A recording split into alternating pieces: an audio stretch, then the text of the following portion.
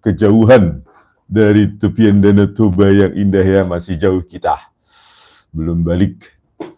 Oke pemirsa, kita menselebrasi ya kebebasan dari ini Pak Gus Nur yang sudah bebas katanya, bebas bersyarat ya. Jadi kita ya orang-orang yang mencintai kebenaran dan keadilan, kita harus merayakan ya, memberikan selamat kepada Bapak Gus Nur ya. Semoga sehat selalu ya, jangan pernah berhenti menyuarakan keadilan untuk rakyat Indonesia, apapun bahasanya ya. Kadang memang seperti saya bahasanya keras ya, bagi sebagian orang kasar, tetapi kan kita bukan koruptor ya, bukan penjilat ya. Yang paling merusak Indonesia ini adalah para penjilat, meskipun bahasanya halus ya, bahasanya seolah-olah cinta Nusantara lah, intoleransi lah, segala macam ya, pejuang-pejuang toleransi, tetapi sebenarnya itu hanya kedok ya. Saya minum dulu. Jadi selamat untuk Bapak Gus Nur ya. Anda itu sebenarnya my heroes ya. Kok berani kali Pak Gus Nur ini ya, mentalnya itu bukan mental pecundang, mental pejuang ya. Begitulah sebenarnya apa namanya kualitas mental dari orang-orang Indonesia yang seharusnya ya. Mental yang tidak mau menjadi keset kaki kekuasaan, mental yang apa ya, pembebas, berani mengungkapkan apa yang di pikirannya. Meskipun sejumlah orang mungkin tidak setuju dengan pemikirannya, ya, tetapi itulah demokrasi. Ya, Indonesia telah memilih jalannya sebagai negara demokrasi. Ya, saya lebih suka orang yang mengkritik dengan pedas daripada orang yang menjilat dengan bahasa penjilat, ya, bahasa penjilatan, bahasa yang seolah-olah sopan, santun, tetapi ternyata dia mengharapkan sesuatu dari jilatannya itu, ya, atas nama apa namanya, kerukunan nasional lah, segala macam ya. Saya lebih suka kita berdebat tentang value, tentang nilai, ya, dengan perspektif masing-masing, gitu. Itu yang saya suka orang, ya, mengatakan apa adanya dan berani men-challenge kekuasaan. Kalau cuma berada di pihak kekuasaan itu orang bodoh pun bisa menang. Orang bodoh, preman itu, yang lulusan Ruko University yang tak terdaftar di Dikti saja, ya, itu bisa jadi komisaris. Itulah kalau kita mau menghamba pada kekuasaan. Tetapi bagi kita yang menjalankan proses demokrasi, ya tentu ada penyimbang, suara-suara penyimbang. Nah, ini yang kita perlukan dalam kehidupan di Indonesia ini. Ya. Bayangkan kalau semua mengatakan seperti kur, ya, do katanya harus do, re katanya harus re, mi, sol. Ya, kalau disuruh bilang nada sol, sementara orang lain salah, itu bukan sol, itu si, misalnya, langsung ditangkap. Ya. Sebenarnya bukan rakyat yang tidak siap berdemokrasi, ya, elit-elit ke penguasa ini yang tidak siap menjalankan demokrasi secara konsekuen. Ya. Suara-suara yang tidak disukai, suara-suara yang mengkritik, suara-suara yang mengganggu, ya, kekuasaan mereka akan dilabel dengan apa dan dijerat dengan pasal-pasal yang sesuai dengan perut mereka. Ya, seperti kasus Gus Nur ini ya, tahun 2023 kita apa ya, April 2023 ya, tok Gus Nur divonis 6 tahun penjara ya, dan bebas bersyarat 2025. Jadi cukup lama ya, di penjara 2,5 tahun ya, 2 tahun lebih ya, 2 tahun ya, untuk sesuatu yang kita lihat ditonton itu YouTube seperti itu ya. Saya pikir investor pun akan melihat ini ya, bagaimana negara Indonesia ini hal seperti ini diperkarakan sementara orang yang nyolong, ya, orang yang mencuri APBN, keringat rakyat, uang rakyat melenggang. Ya, ada siapa itu? Anaknya Joko Widodo itulah coba, ya, katanya pengusaha yang apa itu, yang paling kecil itu siapa namanya itu, bisa membeli ratusan miliar saham, ya sudah dilaporkan juga ke KPK, nggak disentuh juga ya.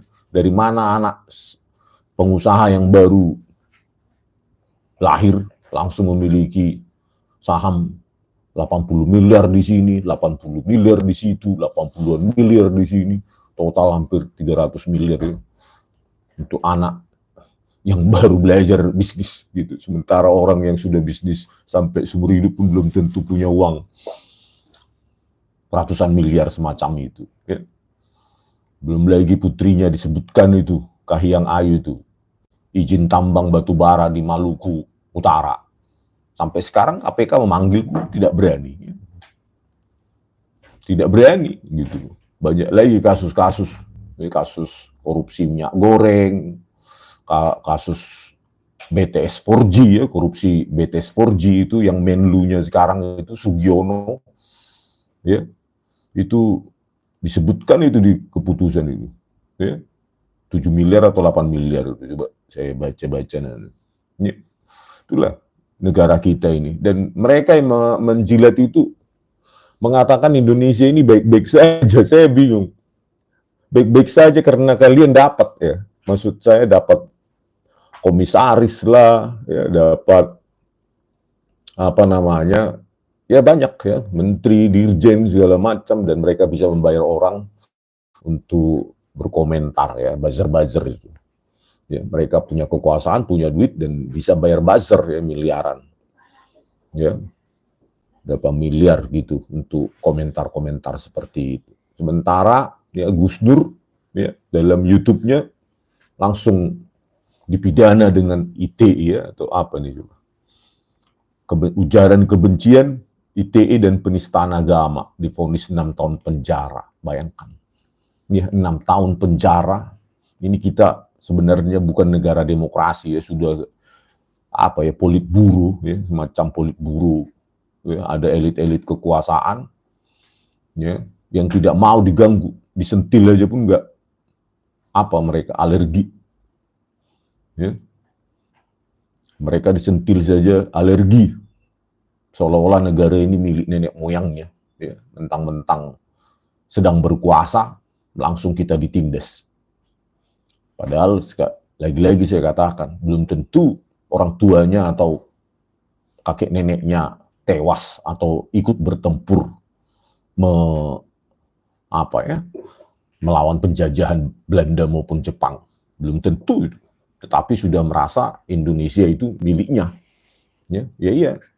Kalau dia tidak merasa, kalau dia merasa bahwa dia adalah bagian dari rakyat, ya sebagai pejabat itu harus siap untuk dikritik, siap untuk diiris-iris identitasnya, apanya segala macam, gitu loh. Kalau nggak siap, ya jangan jadi pejabat, ya jadi seperti kita ini, gitu loh.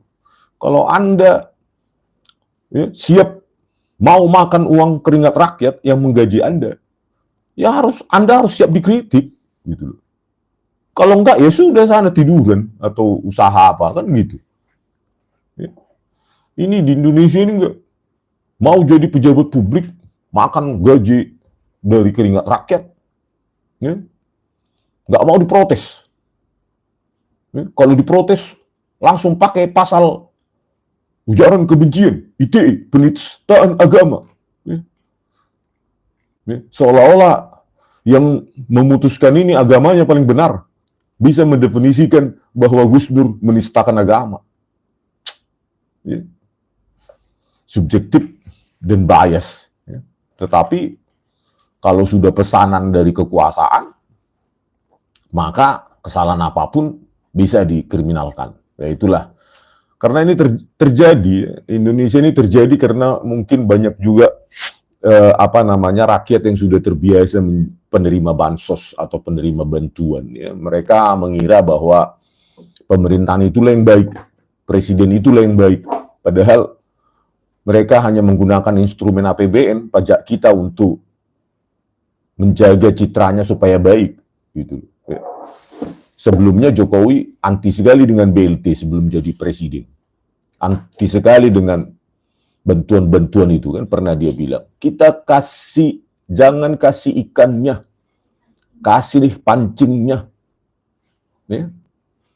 Kalau perspektif saya itu, mendengar itu saat itu positif sekali ya, bahwa Indonesia itu jangan melahirkan generasi-generasi yang bergantung dengan bansos, pengemis, tetapi diberi pekerjaan, diberi keahlian, dibuat pendidikan yang bagus, pendidikan untuk semua rakyat, pendidikan ya, terutama PTN itu, perguruan tinggi negeri itu, ya untuk rakyat yang mana? Ya rakyat yang berhak mengenyam pendidikan di sana, bukan rakyat yang membayar mahal gitu. Sudah perguruan tinggi negeri dibayar rakyat lagi, tapi masuknya mahal. Ya swastakan aja lah itu. Waktu saya jadi dosen pun saya protesnya itu di Universitas Mataram ya. Saya protes.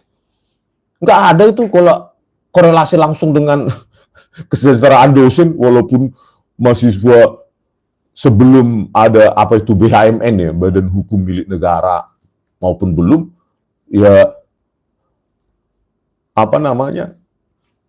kualitas hidup dosen ya gitu-gitu aja. Pertanyaannya kemana uang-uang ya SPP mahasiswa yang mahal itu, kan nggak ada hubungannya gitu.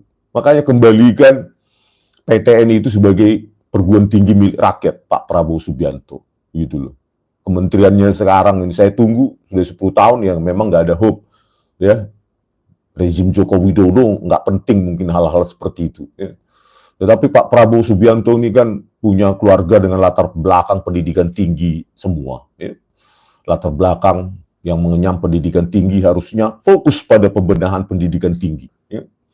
Jangan makan bergizi gratis saja yang diurusi, tapi ya pendidikan tinggi nih loh Pak Prabowo Subianto ya, supaya lebih banyak lagi orang mengenyam pendidikan tinggi, bukan karena orang tuanya punya Alphard, punya tanah luas, punya tambang segala macam ya.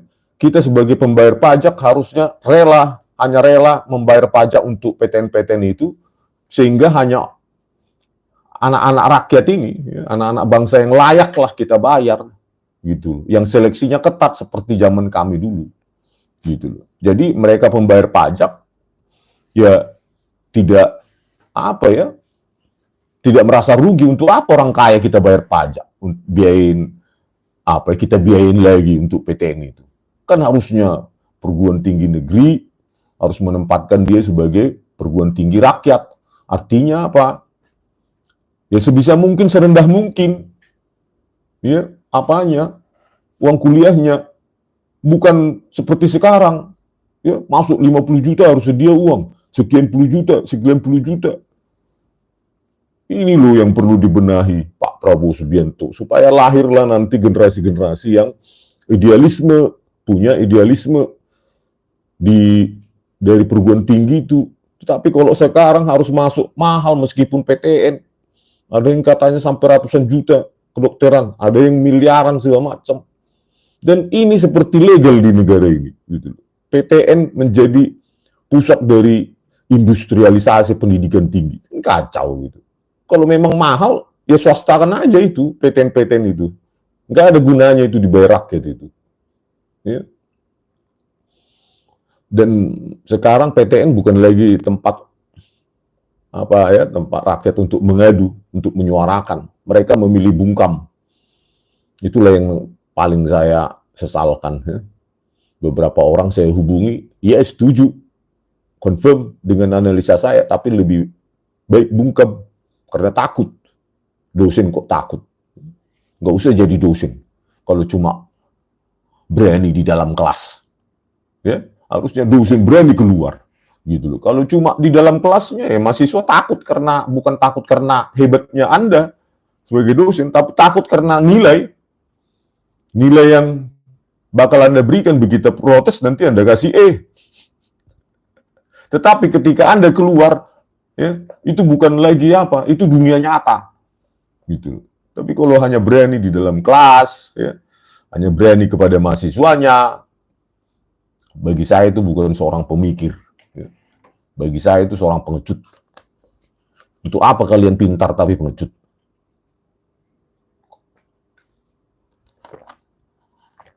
Sama seperti kasus Gus Nur ini divonis 6 tahun penjara. Kenapa?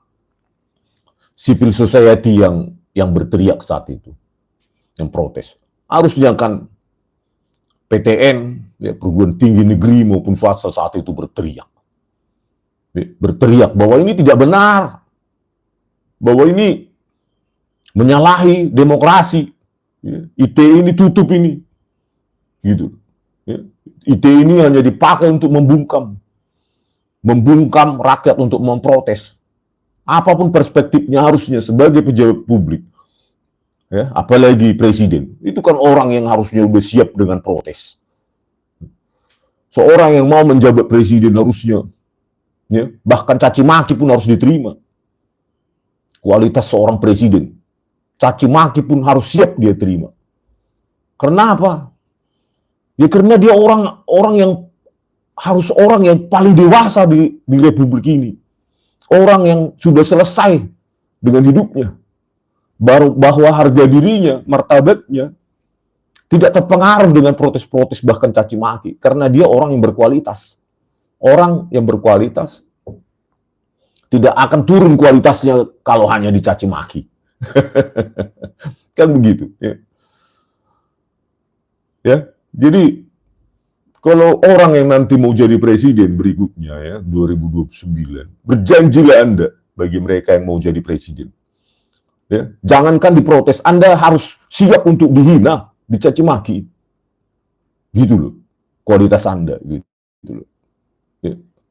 Kalau tidak benar akan apa sendirinya itu, surut sendiri. Gitu. Tapi Anda sendiri harus bersedia, karena ini rakyatmu loh, yang memprotes. Ya, sekeras apapun. Gitu. Jadi mereka yang mau mencalonkan jadi presiden nanti, jangan cengeng. Ya. Kita itu dari Sabang sampai Merauke. Ya. Kita dari Sabang sampai Merauke dengan tensi masing-masing. Ya. Dengan nada masing-masing. Dengan intonasi masing-masing. Anda harus siap diprotes dari segala penjuru ini, Sabang sampai Merauke. Gitu. Ya, dengan logat, dengan adat masing-masing. Itulah Indonesia. Ya, jangan ujaran kebencian itu hanya karena kalian dari sudut pandang suku tertentu. Bukan. Memang Anda pasti calon presiden ke depan dari suku tertentu. Ya. Tetapi jangan menilai seseorang itu dari perspektif adat Anda. Gitu. Seorang presiden atau calon presiden harus selesai itu. Gitu. Jangan siap jadi presiden, tapi begitu itu menunjuk menghasut, bla bla bla, ITE, ujaran kebencian. Sangat disayangkan ya. Jadi untuk calon presiden ke depan, ya, siapkan diri Anda, gitu loh. Ya, karena ini adalah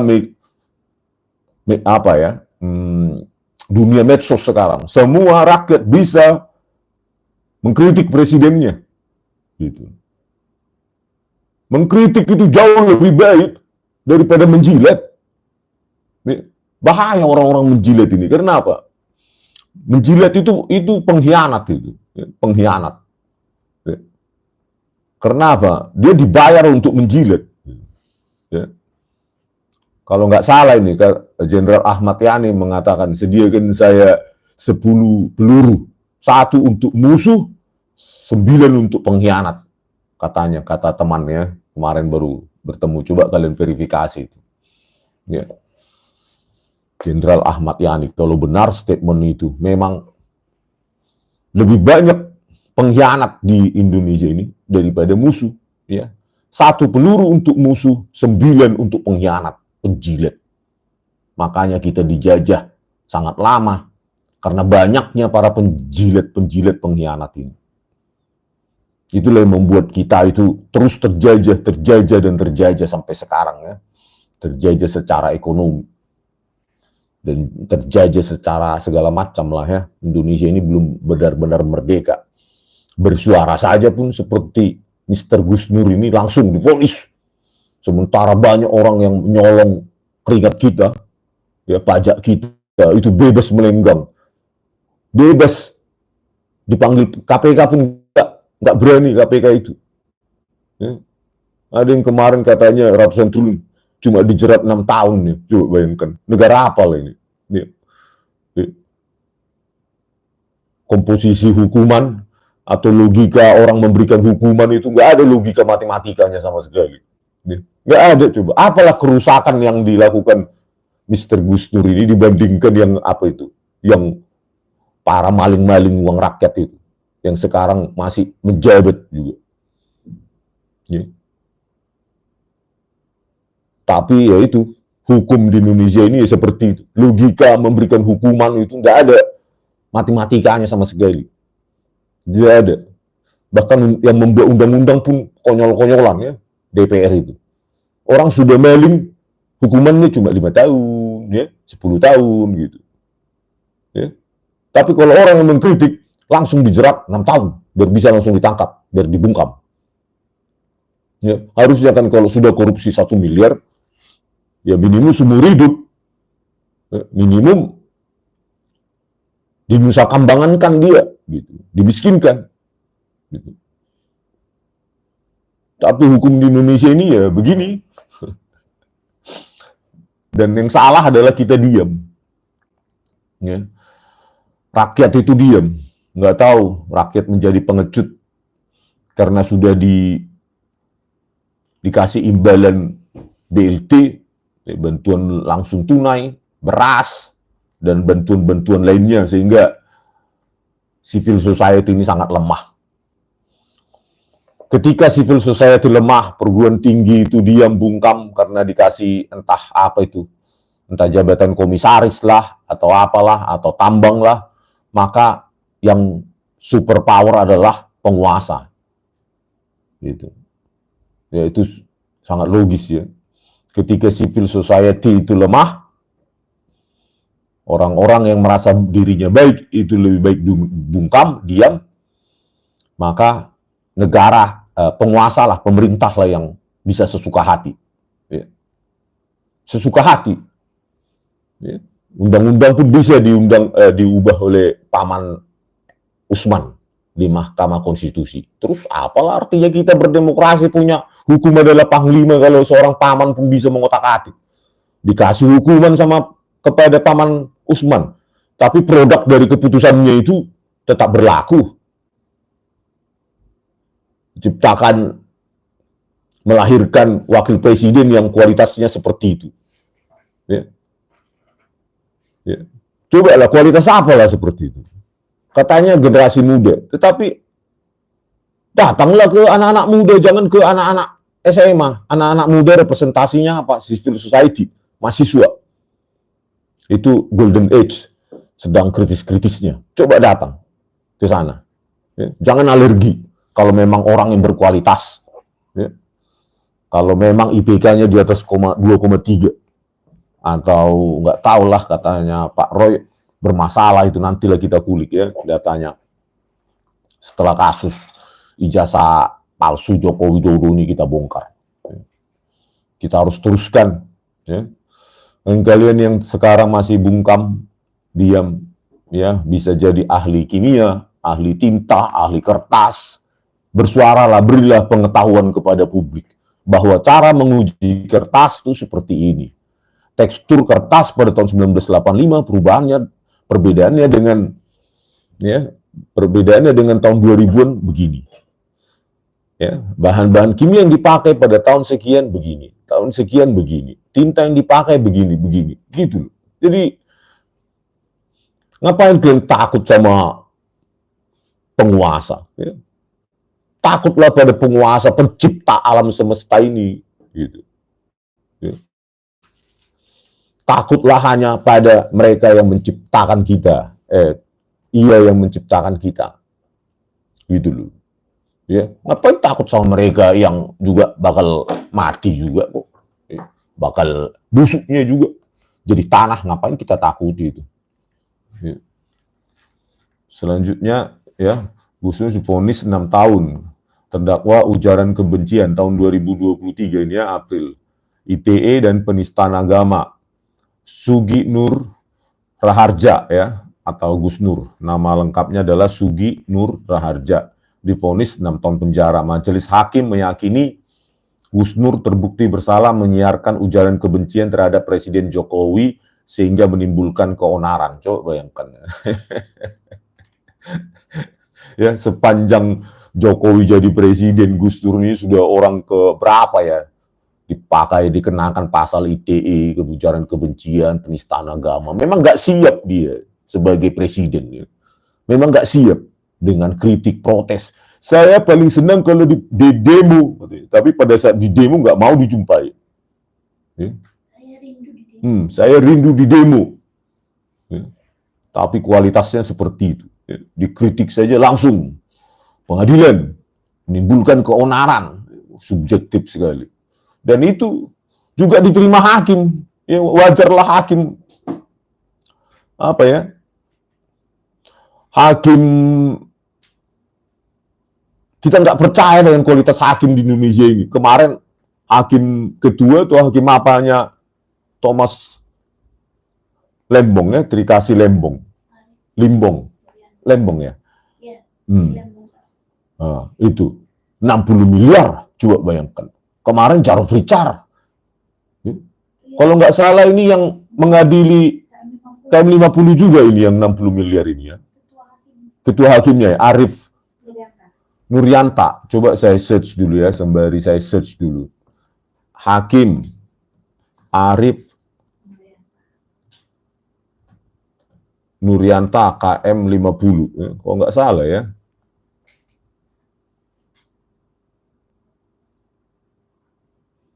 Nah, ini juga nih, Hakim Muhammad Arif Nuryanta. Ya, ini juga yang ditangkap itu 60 miliar. Salah ya. Coba kalian search ya.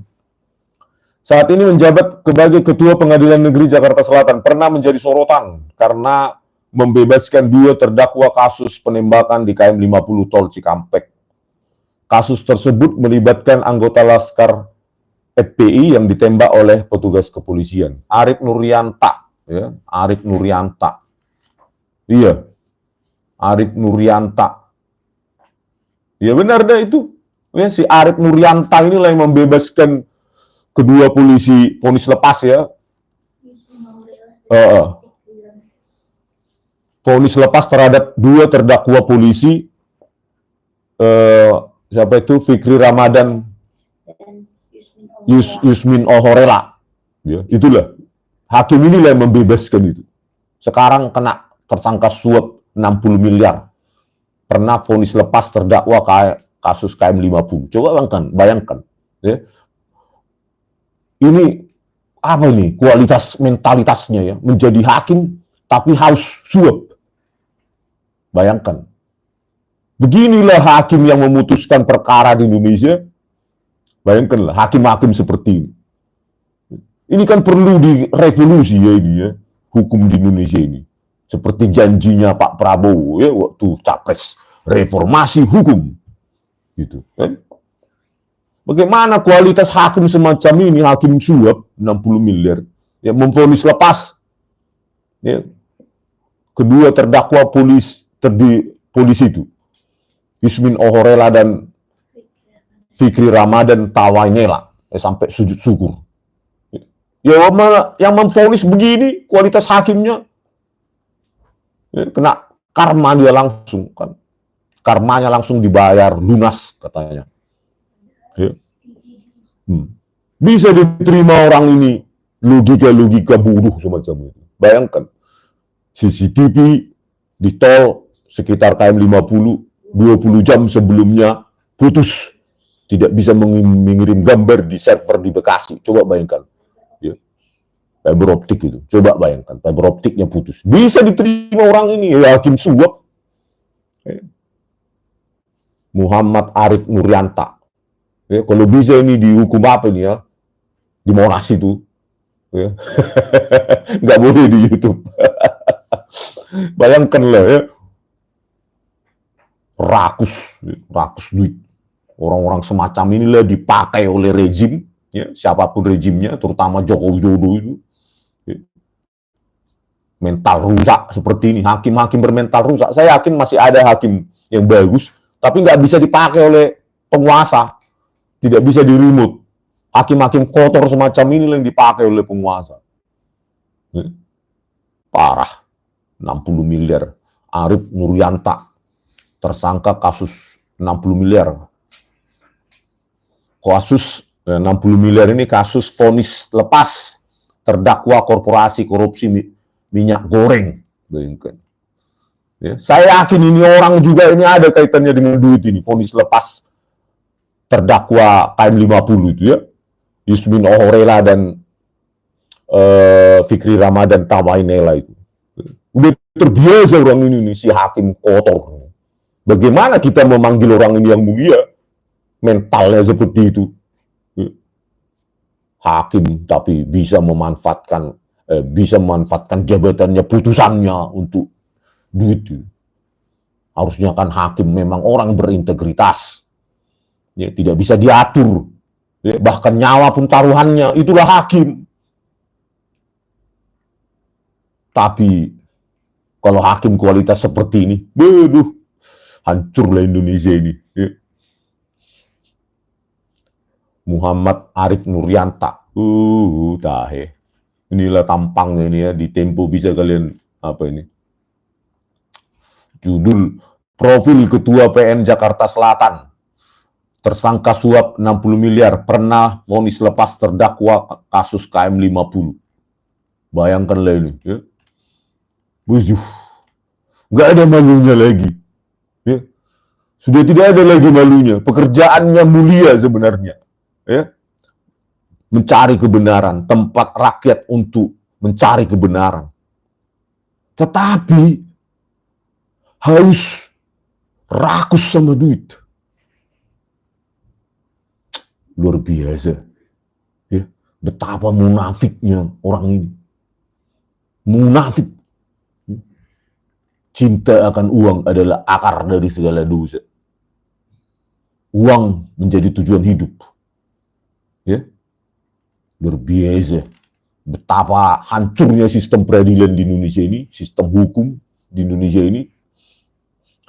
Nggak tahu solusinya apa ini, rekan-rekan. Coba kalian formulasikan dulu ide-ide kalian dalam komentar ya. Apanya solusinya ini? Kemarin kita berharap ada seorang mantan jenderal Kopassus, ya, Komandan Jenderal Kopassus, yang mengatakan akan kita lakukan reformasi hukum. Seolah-olah hidupnya sudah selesai dan ingin berbuat yang terbaik untuk di Indonesia. Tetapi ya beginilah ya. Belum ada. Ya kita lihat nanti terus hakim demi hakim ini terjerat korupsi, terjerat suap. Jarod Richard, berapa ribu kasus mungkin disuap dia. Jadi orang-orang inilah orang yang dipakai oleh penguasa. Ya. Kalau Pak Prabowo tidak membenahi ini, rakyat sudah sangat jenuh sebenarnya. Mungkin para penjilat mengatakan rakyat yang mana? Ya rakyat yang ingin Indonesia baik, hukumnya baik, tidak ada lagi suap-suap. Ya. Masuk polisi tidak suap. Masuk tentara tidak suap, masuk hakim, jaksa tidak suap, PNS tidak suap. Itu loh, itu yang membuat Indonesia maju. Ya. Inilah hakim yang percaya rekonstruksi ya, Muhammad Arif Nurianta ini yang membebaskan, memvonis lepas dua terdakwa polisi itu. Ya. Bagaimana dia percaya? Ya, sudah diberikan kesaksian tentang rest area KM50. Ya, HP malah dihapus, diperintah hapus oleh polisi. Saksi-saksi di situ. Bukan malah diekstraksi untuk mencari kebenaran. Malah disuruh perintah hapus oleh polisi. Ya, genangan darah bukan malah di polis lain dianalisa, dikaji secara seksama. Ya. Malah dibersihkan oleh polisi. Ya. Terus CCTV malah diperintah hapus oleh polisi. Dan orang ini membebaskan. Mau bagaimana lah hukum di Indonesia ini? Memang ya, benar kata Jenderal Ahmad Yani itu. Kasih saya 10 peluru, 1 untuk musuh, 9 untuk pengkhianat, penjilat. Itu yang pantas memang. Karena memang kita banyak kali pengkhianat di Indonesia ini. Ya. Pengkhianat. Rela dia menjadi buzzer, dibayar. Ya. Asalkan dia makan, perutnya makan. Ya. Bisa menjadi survei bayaran, asalkan anaknya kaya, keluarganya kaya. Nggak mau tahu dia dengan Indonesia ini. Ya. Itulah para bedebah katanya ya. Kalau bahasa dulu. Waduh, yang pantas hukuman bagi hakim ini ya, Arief Nuryanta ini, pantasnya apa nih, teman-teman? Coba kalian tuliskan komentar. Kalau bagi saya ini harus dimiskinkan semiskin-miskinnya ini orang. Ya, baru divonis dan dinusakambangankan ini. Ya, karena tanpa duit dia tidak bisa menyogok di penjara untuk dapat fasilitas hidup enak. Ya, harus dimiskinkan dulu biar dia tidak bisa bermain di penjara. Orang-orang semacam ini pasti banyak ini di hakim ini. Pasti banyak, belum dapat aja gitu. Kenapa? Dilihat saja dia dari keuangan finansialnya, uangnya para hakim itu. Kok bisa dia kaya misalnya? Misalnya dia punya mobil Fortuner. Ya, harga 500-600 juta. Dari mana dia uangnya untuk membeli mobil Fortuner misalnya? Memangnya dia tidak butuh rumah, tidak butuh transportasi, tidak butuh makan, tidak butuh menyekolahkan anaknya. Kan itu mustahil itu kalau tidak maling, suap. Sudah saatnya pembuktian terbalik untuk harta-hartanya para pejabat ini. Gitu. Undang-undang perampasan aset itu hanya semacam narasi sampai sekarang ya. Hukum sudah sangat rusak. Bayangkan, ya.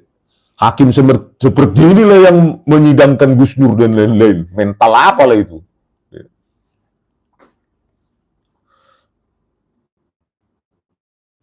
Ya, hakim yang menyidangkan Gus Nur, Sugi Nur Raharja, yaitu Hakim Muhammad Yuli Hadi, ya, vonis 6 tahun penjara. Coba kalian search itu.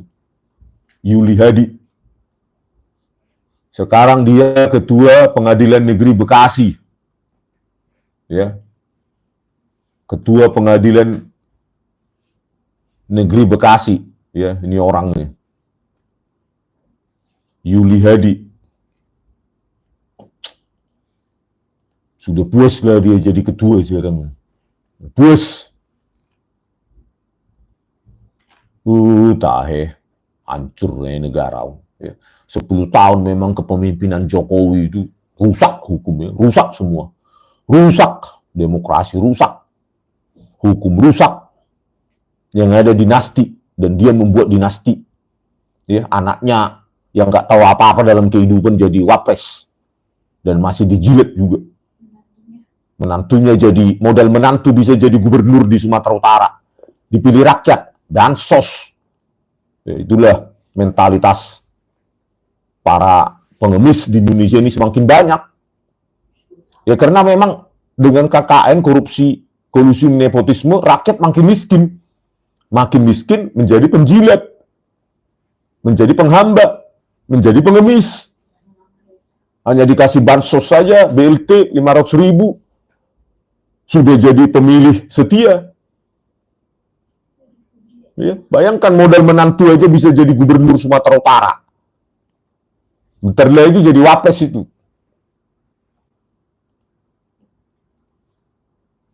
Ya.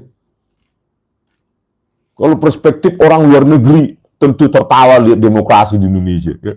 Kualitas wapresnya seperti itu. Anak dari mantan presiden. Ya.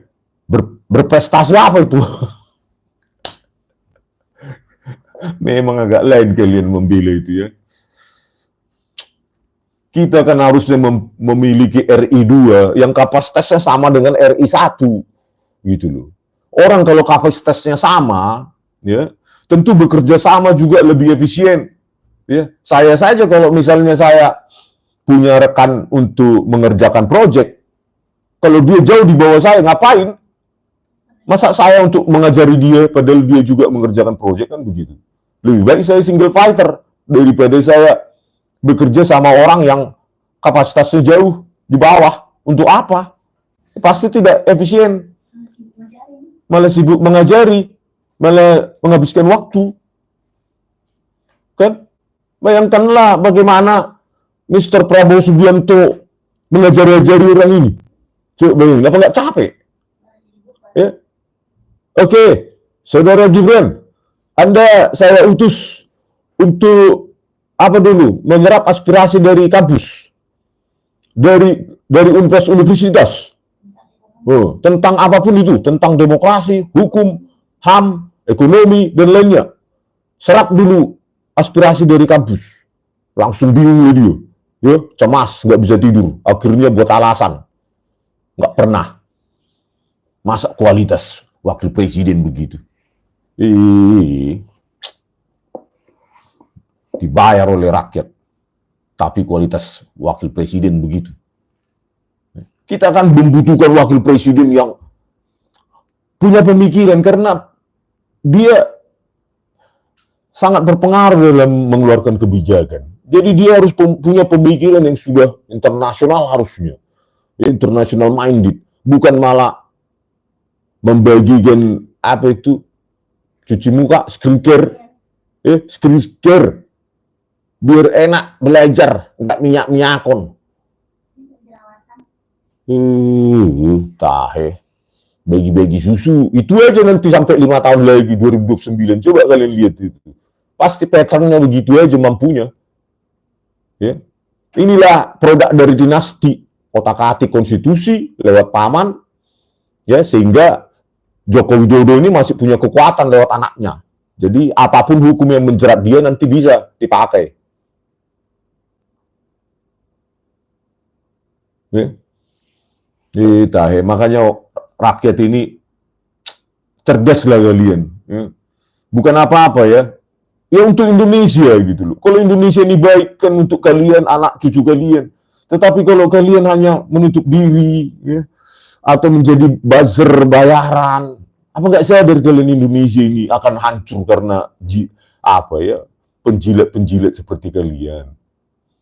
Sadarlah, ya. Ini untuk Indonesia ini, gitu loh. Ya. Supaya nanti 2029 lahirlah capres-capres yang baru, capres-capres yang benar-benar kritis memang mau memajukan Indonesia ini. Ya. Enggak sayang kalian sama Republik ini, para buzzer, ya, yang dibayar untuk apa ya? Untuk berkomentar dan segala macam. Apa arti etahe? Udah banyak menanyakan ya, samanya itu. Aduh, kok begini ya? Gitu ya. Kok rusak begini, kok faktanya seperti ini gitu. Cita-cita kemerdekaan bangsa Indonesia, para pahlawan kita kan bukan menjadikan negara kita ini dinasti ya. Ya, Joko Widodo anak wapres, nanti cucunya jadi presiden. Kan bukan begini yang dicita-citakan oleh Republik Indonesia. Para pahlawan kita ini. Ya. Bukan menjadi dinasti. Nyawa, keringat dari para pahlawan itu. Kan harusnya kita dalam apa namanya cita-cita para pahlawan itu menjadi negara maju, negara demokrasi.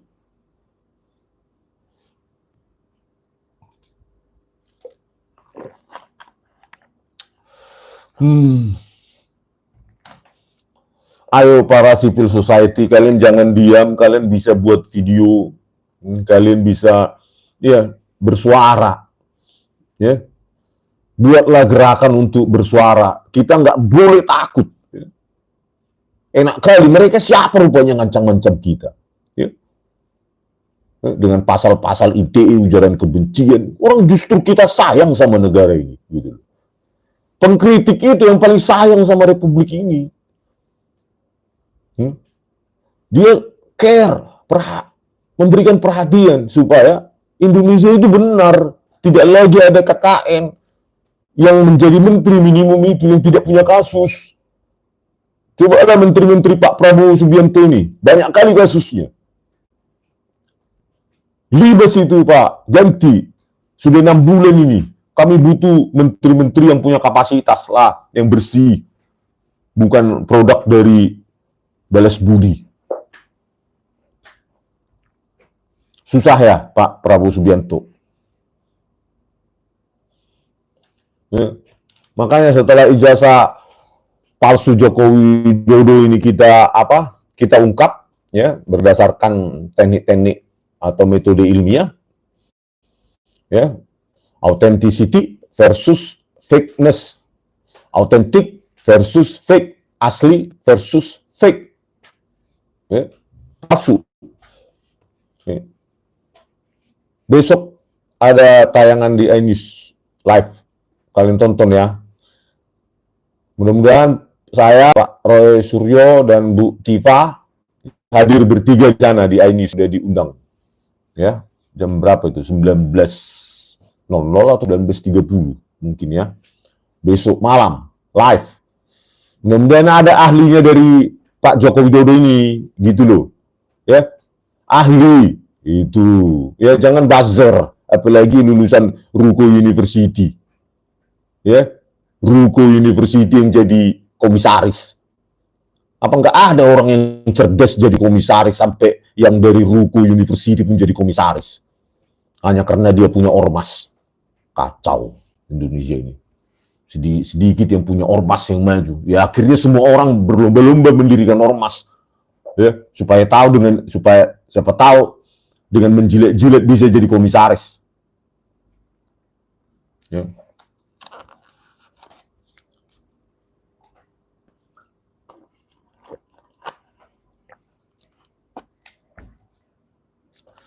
Oke, kita baca komentar beberapa ya. Simail Liam 03. Kalau Jokowi nggak bisa diadili sampai tahun 2026, nanti berarti dia orang terkuat di Konoha dan terkuat di muka bumi ini sebagai finalis OCCRP, pemimpin terkorup nomor 2, nomor 3 se-internasional. Iya. Ya, nggak nggak dapat diintervensi. Ya, bagus itu. Ayo lembaga dunia yang lain, coba soroti dulu kasus ijazah palsu Jokowi ini. Lembar pengesahan skripsinya itu sangat modern.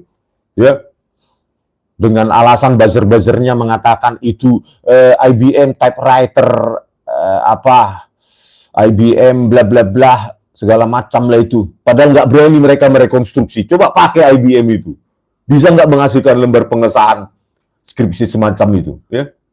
Jadi jangan cuma omong-omong gitu loh. Ya, bandingkan dengan kalau kalian ketik pakai Microsoft Word. Ya. Yang identik justru yang Microsoft Word itu. Yang belum ada zaman 1985. Coba kalian ketik dulu lembar pengesahan skripsi Joko Widodo itu pakai IBM typewriter zaman itu. 1984, 1985. Ya. Jadi jangan cuma bilang zaman itu ada begini, ada begitu, ada begini. Rekonstruksi dulu. Baru perhatikan. Sama enggak? Itu loh. Enggak ada yang sama. Karena apa? Ya zaman itu enggak ada yang seperti itu. Lembar pengesahan skripsi di MIT saja pakai IBM typewriter masih hasilnya begitu, kurus gitu kan, kurus-kurus gitu, seperti apa namanya, Kurir New dan sejenisnya itu. Ya. Belum ada mesin tebal, terus lekukannya tipis itu. Karena dia kan masih apa ya, masih manual apanya, menciptakan apa namanya, membuat platnya itu kan rumit saat itu. Dan itu memang belum cantik. Times New Roman itu sejak dikembangkan oleh Microsoft dan Adobe. Ya, PostScript-nya juga dibuat ya dari koleksi font OpenType dan TrueFont itu. Ya. Jadi kalau ada alasan orang, oh itu pakai IBM, rekonstruksi lah dulu lembar pengesahan itu. Sama enggak? Ya. Udahlah nyerah aja gitu loh. Ya saya berharap Pak Joko Widodo jujur aja gitu loh. Karena nggak ada lagi bantahan ilmiah. Mau bantahan apa seperti itu? Banyak kok di perdana begini-begini. Rekonstruksi pakai handpress itu coba buat. Lembar pengesahan seperti itu. Coba buat.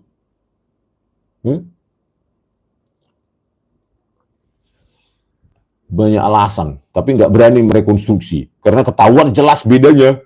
Pasti. Ya. Oke ya, ada lagi ya komentar-komentar buzzer, nggak usah saya bahas ya, yang membangun saja.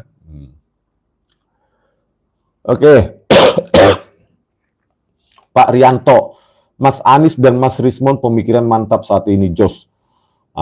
Walaupun saya respect sama Pak Anies, tapi saya bukan politik ya, karena sesama dosen aja, ya, karena sama-sama lulusan UGM, ijazah asli ya dengan Pak Anies Baswedan, ya, dan karena dosen ya tentu saya berharap untuk memperbaiki pendidikan, terutama pendidikan tinggi menjadi pendidikan rakyat, ya, yang uang kuliahnya murah, berkualitas karena dibiayai oleh rakyat. Nggak apa-apa rakyat membayar banyak untuk perguruan tinggi, tetapi yang masuk harus orang yang terbaik untuk ke depan bisa untuk membangun bangsa dan negara. Bukan karena bapaknya punya Alphard sama Pajero dan segala macam, punya tambang, pejabat dan lainnya. Kan begitu sekarang. Ya.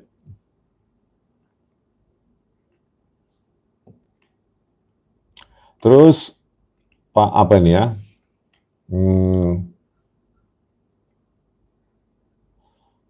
Pak Abai Gaming, ya, Abai Gaming. Betul lah Rismon. Zaman itu masih zamannya mesin ketik. Aku aja ijazah SD-nya tahun 1998 aja masih tulis tangan namanya. Iya, kalau nggak tulis tangan ya mesin ketik itu ya. Jauh sekali dengan Times New Roman ya. Jauh sekali. Terus berikutnya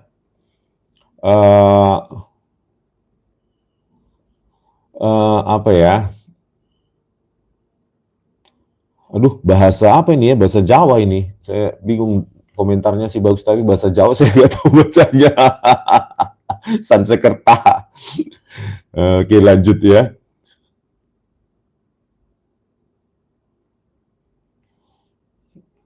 Anairus, nalar advokat sudah tidak sehat. Seharusnya Bang Rismon dipanggil sebagai saksi ahli, bukan sebagai terlapor. Iyalah ya. Jadi kalau menurut saya, mereka itu nggak paham dengan ilmu palsu dan asli. Padahal itu terminologi akademik ya. Authentic, authenticity, fake, fakeness. Asli, palsu. Ya, malu kita, malu. Ya. Harusnya pengacara mempelajari dulu, bertanya dulu pada ahli mereka, apakah ini palsu itu terminologi akademik atau riset atau bagaimana? Apakah itu untuk hanya bombastis hebat-hebatan? Palsu itu apa di dalam terminologi akademik? Fake, ya kan? Oh, berarti ada ilmu di bidang itu. Ada, ya, fake document analysis, fake audio analysis, fake image analysis, fake video analysis. Fake analysis itu adalah sebuah hal yang ilmiah. Malah dianggap dia kayak apa? Pengacara ahli gadung. Ya, sudah bodoh, sombong pula ya. Harusnya kalau bodoh bertanya, sama seperti saya, kan saya orang bodoh. Ya, saya bertanya, ya, sama orang yang ahlinya. Kalau orang hukum ya saya nggak tahu, oh gitu ya, gitu kan. Kalau nggak ya saya kutip. Tapi kalau misalnya ahli, misalnya pengacara kemarin bukan ahlinya sudah, itu kan sudah ini, penghasutan palsu. Nggak paham dia palsu itu ada ilmunya. Ya. Terus berikutnya Widiarsono Sono, mantap Bang Rismon. Semoga Bang Rismon pahlawan pejuang kebenaran maju tak getar. Aduh juga lele dari para pahlawan ya. Kita jadi manusia biasa aja lah. Setelah kasus ini berhenti, selesai ya, disidangkan dan Jokowi mempertanggungjawabkan apanya ya, tindakannya, ya saya juga akan kembali menulis buku. Ya. Ya, nggak berminat untuk jadi yang lain. Menulis buku lebih enak sambil mancing. Terus,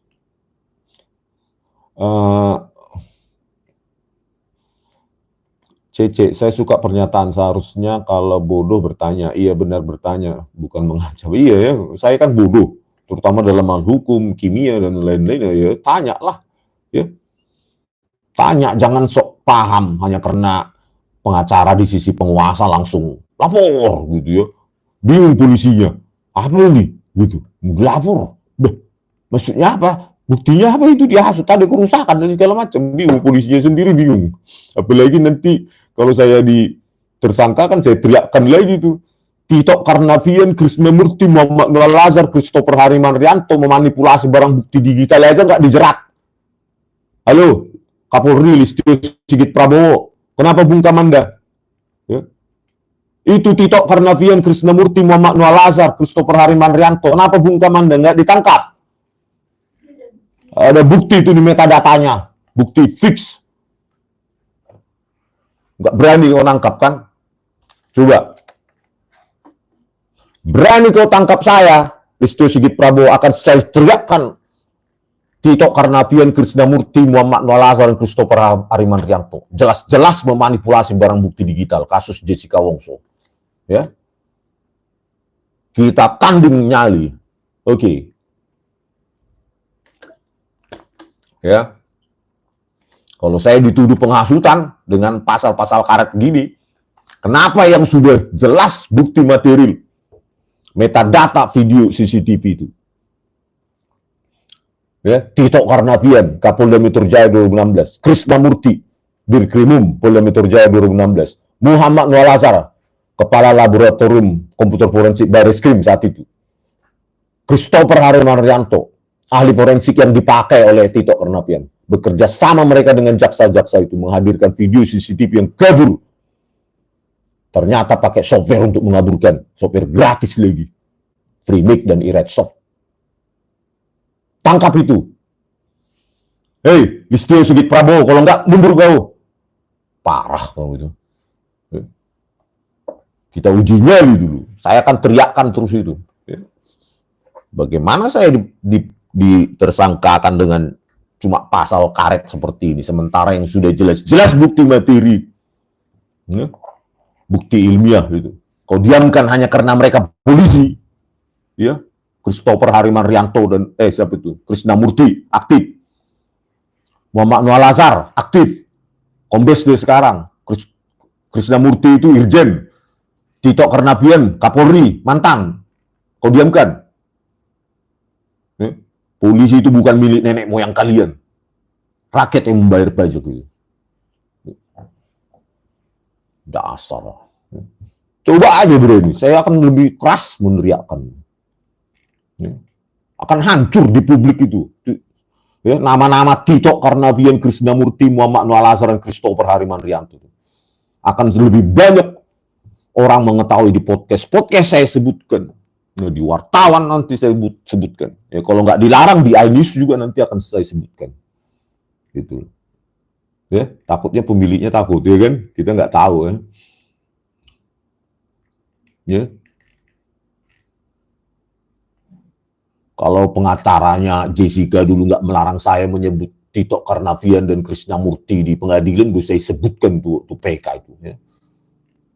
Masa ada pengacara melarang saya mengatakan itu, ya, pengacara apaan tuh, ya, pengacara bela-bela itu, Ya, sekarang sok hero ya, membela Jokowi, udah jelas jasa palsu, skripsi palsu, ya, pasti jasa palsu. Kayak nggak pernah kuliah aja. Ya. Paling dia juga dulu waktu membuka kantor pengacaranya juga tahun 1985 masih pakai mesin ketik.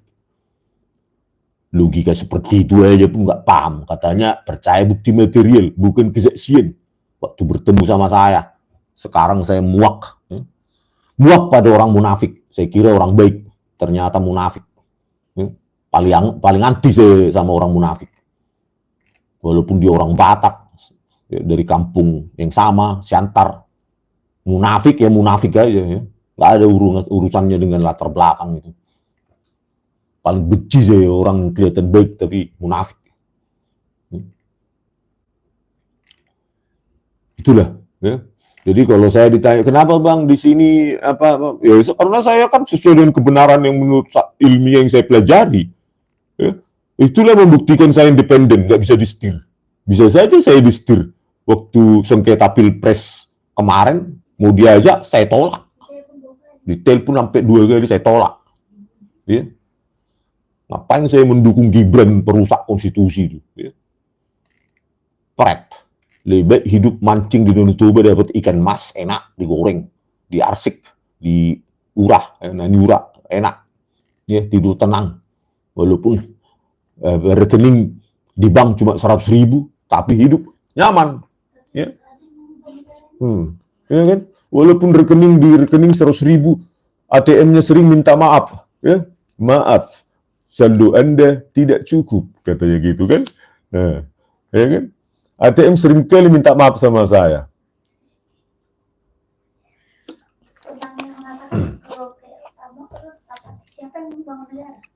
Iya, kalau kita bungkam terus pengecut terus gimana negara kita ini ya? Kalau gini-gini aja kayak mana negara kita ini? Mau jadi apa ya negara kita ini ya?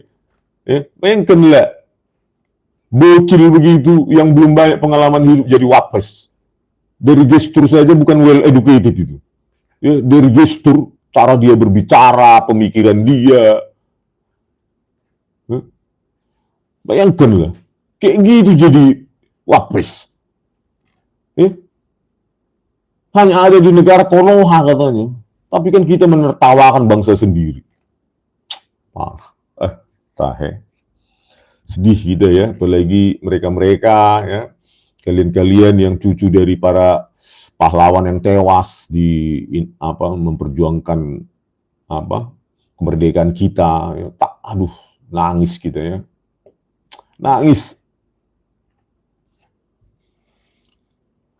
Oke, kita baca lagi komentar ya ini.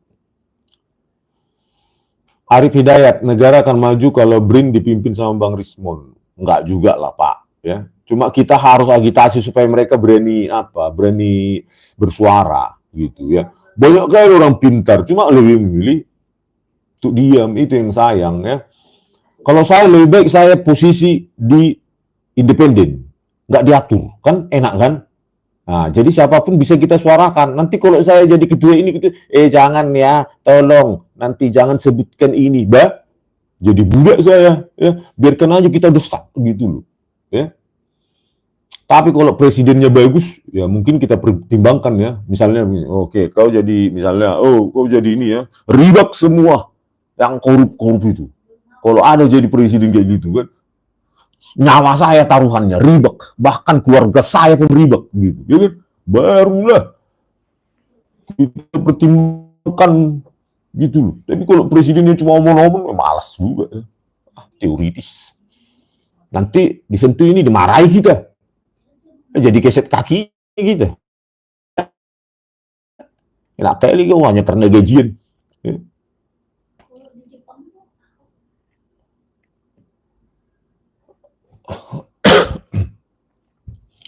Only Pak FYF official, only talk the talk. Beginilah. Malu kita ya. Mendekon talk. Ada kalau kita dulu bahasa Inggris ya, di SMP SMA ada guru saya dulu SMP Bu Purba, ya namanya Bu Purba. Nah, jabirun. Ya, sangat jabir. Cerewet kali. Mendekon mengatakan talk. Gitu kan, harus dipegang. Pegang dulu lehermu. ada getaran di situ, talk, walk, kan gitu ya. Kalau dibilang walk, talk, langsunglah dicewer, bisa-bisa dilempar penghapus itu, ya gitu. Harus kita pegang di sini spelling itu, pronunciation ya, langsung, pokoknya jawir kali lah Bu Purba itu. Tapi memang apa? Ya memang itu idealismenya dia, gaji boleh dikit, tetapi anak-anakku yang kuajari ini harus pintar. Itulah tujuan hidup. Ya. Jare sopo, aku dukung abang jadi ketua KPK. Kayaknya banyak yang lebih berani, Pak ya. Kita lebih baik hidup seperti aktivis saja kalau bisa ya. Aktivis lebih enak gitu, bosku. Sudiono, jangan repot-repot lah Pak Sudiono, 20.000, nggak apa-apa kok. Ya, dengan kalian menonton pun sudah mendukung saya kok ya, nggak usah repot-repot ya. Nanti banyak mencibir itu orang-orang apa itu, Bang Rismu cari duit gitu ya, begitu-gitu. Nggak apa-apa ya, ATM sering minta maaf tuh nggak apa-apa, yang penting hidup enak. Makan gulamo nanti tutung pun enaknya sama Danubi ya. Ikan asin yang dibakar pun enak. Ikan asin, cuci dikit terus dibakar. Pakai dicuci nggak ya? Nah, terus dibakar, ditutung, sambal gambir, iya ya. Tutung, gambir gitu, makan Danubi, ya modal dikit, tapi kan hidup enak, cuy, memandang dunia.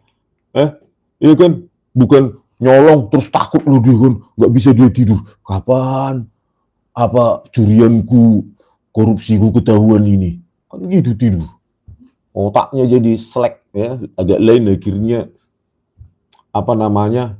Kankeron. Ceritakan waktu abang lemes menemui fakta skripsi di Fakultas Kehutanan UGM. Ini udah ceritakan dia apa?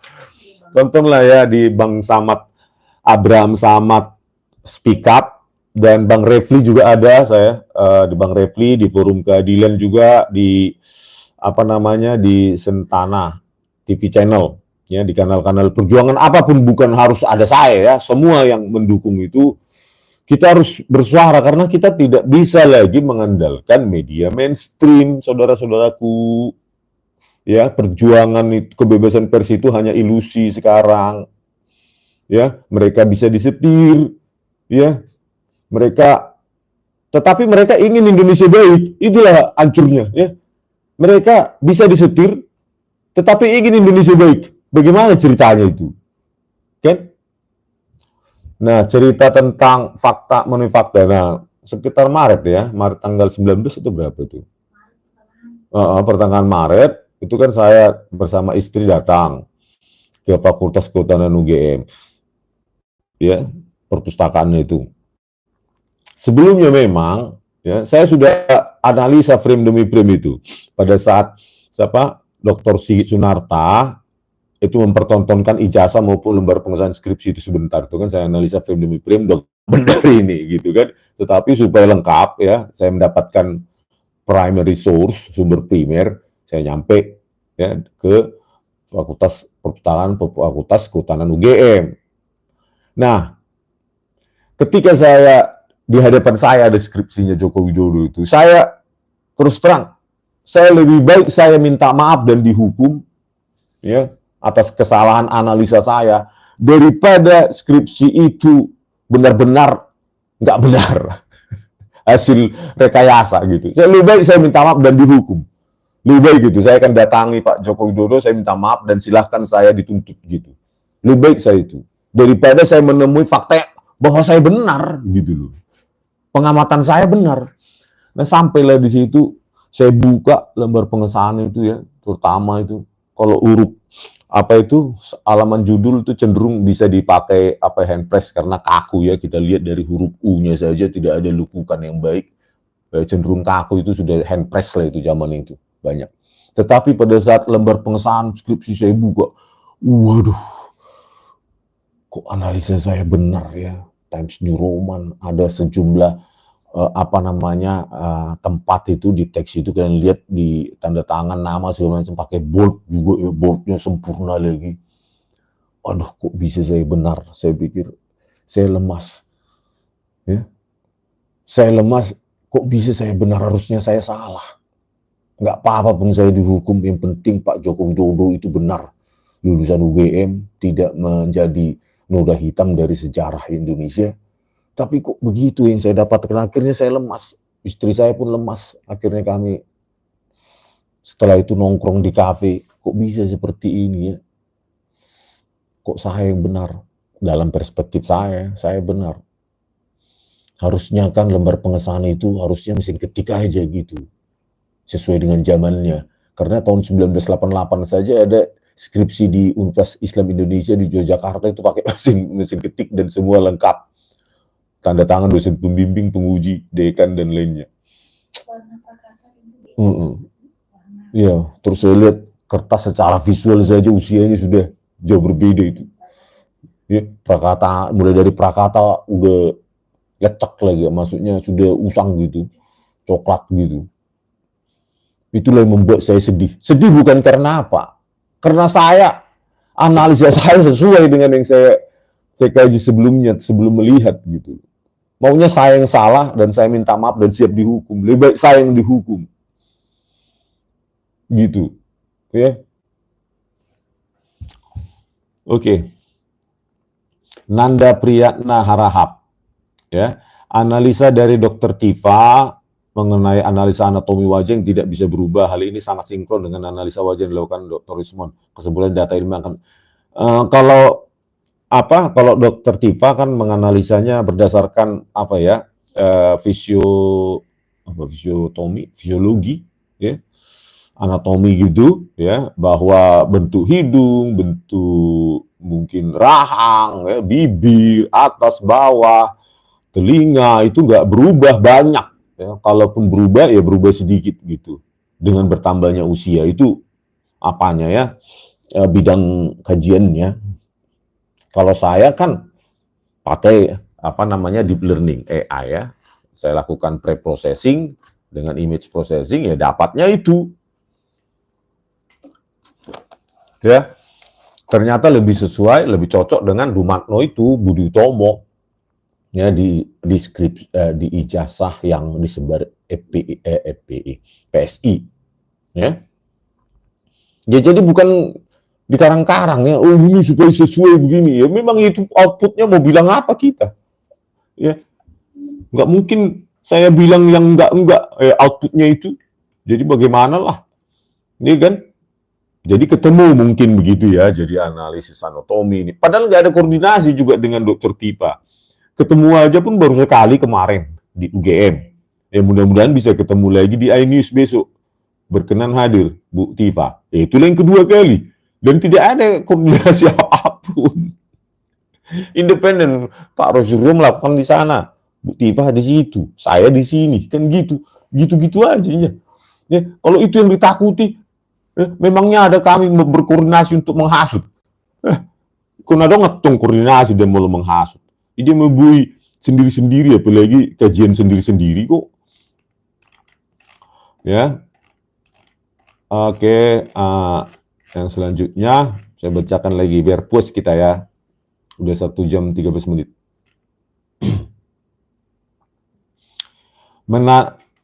Dewa. Menanti secepatnya kasus ini digulirkan di persidangan, biar kita lihat adu data ilmiahnya. Iya, ini yang paling fair ya. Karena kalau pakai pasal-pasal karet gitu, nanti gimana lah mau menyidangkan yang benar-benar pokok perkaranya. Kalau sibuk kita dengan pasal-pasal penghasutan dan segala macam, ya sama aja ingin menghindar ya.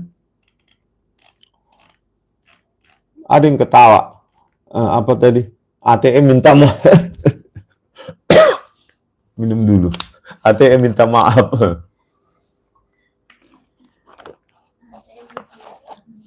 Iya, ATM minta maaf. Ya sering lah ya bagi kita yang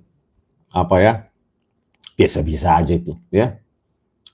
Bisa-bisa aja itu.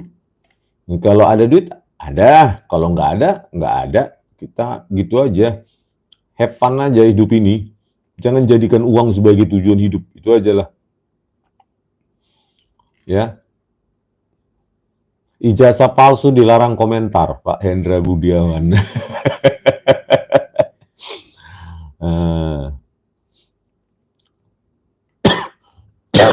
Oke. Kedok ngorek, KTM, kartu mahasiswa zaman dulu aja nggak boleh kacamata. Iya ya. Jadi ingat saya, iya kartu mahasiswa aja nggak boleh loh di UGM itu. Saya ingat itu. Ya. Benar. Ya. Terus lanjut, saya acak ya. Duwito Sambodo, Bang, hormat saya Bang, prinsip Abang uang bukan tujuan hidup. Iyalah, biar enak kita hidup. Ya, kalau enggak cari kaya terus stres nanti. Tidur pun enggak tenang nanti. Kapan ini? Jumlah nol saya berapa ini di ATM? Sudah 10 nolnya. Atau mau nambah lagi jadi 50 nolnya, ya kan? Terserah kalian lah. Ya. Enggak dibawa mati juga itu. Ya, kalau hidup orientasinya uang, ngapain saya capek-capek ke Jakarta, ke UGM? Ya, ngapain? Kasus Jessica Wongso dan Vina Cirebon ngapain ya? Datang ke Jakarta ini pun biaya sendiri. Ke Jogja kemarin pun biaya sendiri. Coba periksa itu ATM, Pak Bin atau Bais. Kan udah memeriksa paling mereka. Rismon, nggak ada itu. Ngomong apanya sendiri itu. ATM-nya pun suka minta maafnya. Ketawa memeriksa itu.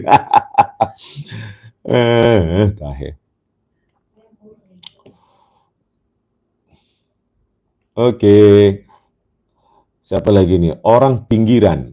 Saya aja udah sidang skripsi, nggak perbaikan, nggak bisa yudisium. Ya iyalah, ya setelah ujian skripsi, ya skripsinya nggak diperbaiki dan disetujui oleh dosen pembimbing, penguji, dan baru ditandatangani deh kan, baru masuk proses yang lain, syarat-syarat yang lain untuk yudisium. Ya, baru yudisium. Ya, itu pasti itu. Di mana-mana ya, pasti seperti itu.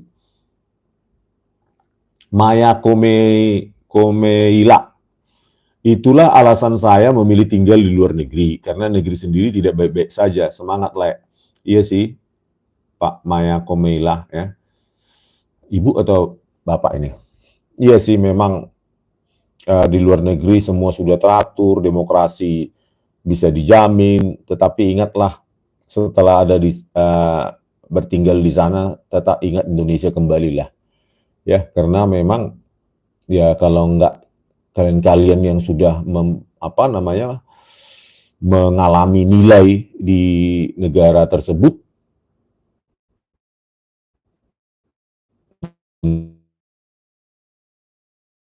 itu kalau nanti sampai di sana menghabis usianya atau pulang di sini nanti sudah uzur, kan nggak ada energi lagi untuk memperbaiki Indonesia ini. Cukup kan di sana misalnya 10 tahun gitu kan, terus balik ke sini bahwa sudah mapan, ayo kita cari aktivitas-aktivitas yang bisa membuat Indonesia lebih baik ya.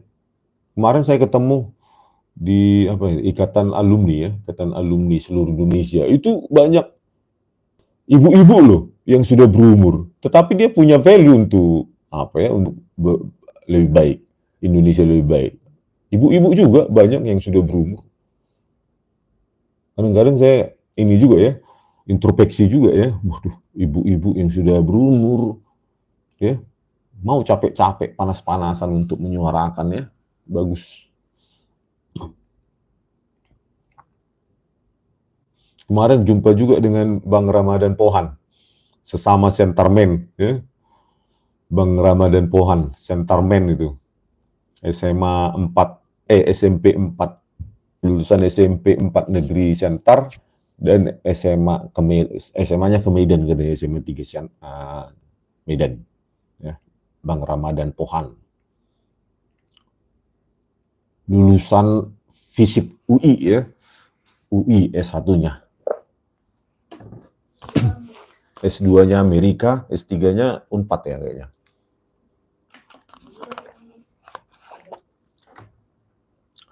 Petrusi lain, Oras lain, bagaimana dengan teman-teman Jokowi yang menunjukkan ijazah mereka sama dengan ijazah Jokowi.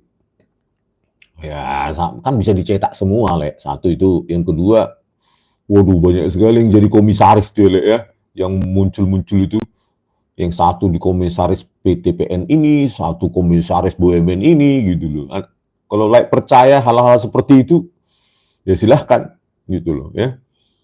Ya, lagian ketika ditunjukkan di Kompas juga kamera berjalan. Bagaimana kita identifikasi seperti itu? Tidak dekat lagi. Ya, siapapun bisa mengklaim seperti itu kan. Ya. Ya kalau memang sama ya sekarang aja bersuara coba. YouTube ini apa kami, jasa kami, ini filenya, ini apanya gitu. Sekarang coba, ini skripsi kami. Sekarang coba, biar kita pelototi. Kalau dulu mereka karena belum ada yang memelototi pikiran mereka kan aman gitu. Kalau sekarang kan udah takut mereka muncul lagi. Ya, apalagi menunjukkan ijazah dan skripsinya. Ya. Mereka juga bisa dijerat pengakuan palsu itu nanti, ya.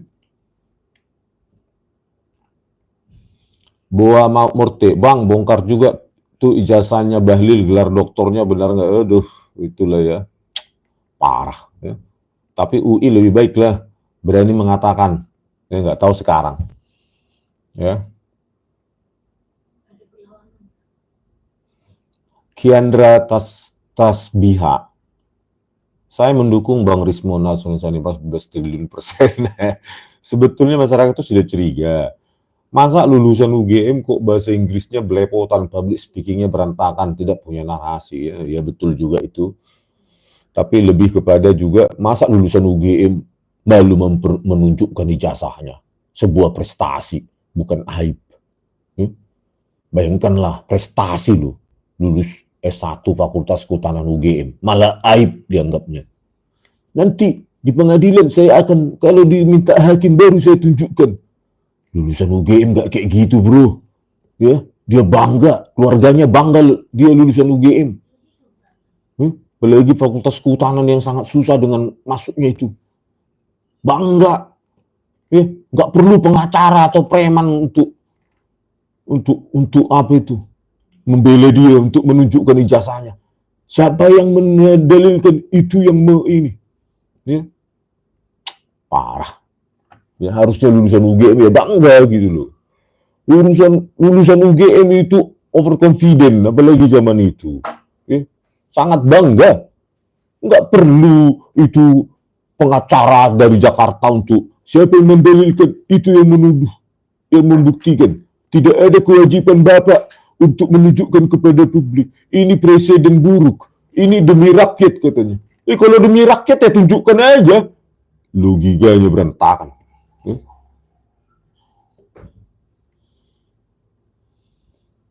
Oke, lanjutnya